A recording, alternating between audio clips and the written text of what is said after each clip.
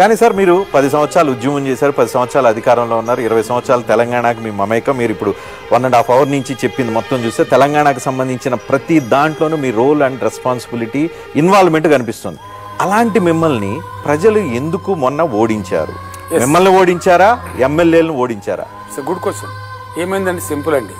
మేము మంచిగా కులము, మతము, వర్గము అనే భేదం లేకుండా అన్ని రకాల ప్రజల్ని కూడా అన్ని రకాల స్కీమ్లు అందించి కడుపులో బిడ్డలాగా సాదుకున్నాం, కంటికి రెప్పలాగా కాపాడు. ఎవరికి ఏ లోటు రానియలే. ఎస్, అందరిని ఆదుకున్నాం, రైతాంగాన్ని అందరినీ. ఏమైంది వాళ్ళకి?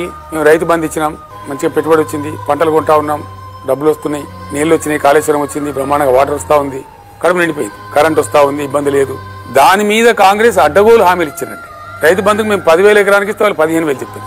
మేము పెన్షన్ 2,000 చెప్తే వాళ్ళు 4,000 చెప్పారు. మేము కళ్యాణ లక్ష్మి 1,00,000 ఇస్తే వాళ్ళు తులం బంగారం ఇస్తామన్నారు. నిరుద్యోగులకు 4,000 గుర్తిస్తామన్నారు. మొత్తం హామీలు వాళ్ళు ఇచ్చినాయి 420 హామీలు.